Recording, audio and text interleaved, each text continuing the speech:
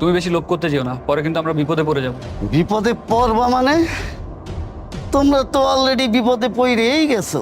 মানে কি? তুমি আমার গার্লফ্রেন্ড হইতে চাইছো তাই না? এইবার দেখো তোমার আমি কেমনে গার্লফ্রেন্ড বানাই। এক্স্যাক্টলি, আমরা এখানে আসার আগে অলরেডি পুলিশকে ইনফর্ম করে এসেছি।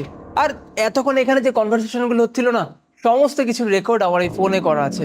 এই ফোনের রেকর্ড আমি পুলিশ স্টেশনে গিয়ে জমা দেবো, তারপর তোমরা দেখবে তোমাদের আসল ঠিকানা কোথায় হয়।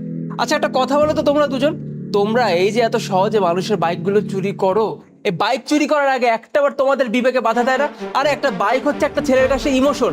তুমি জানো সকালে তোমরা আমার যে বাইকটা চুরি করে পালিয়েছিলে, সেই বাইকটা আমার বার্থডেতে আমার বাবা আমাকে গিফট করেছিল। ওই বাইকের সঙ্গে আমার কত স্মৃতি জড়িয়ে ছিল, আর সেই বাইকটা তোমরা খুব ইজিলি চুরি করে নিলে না?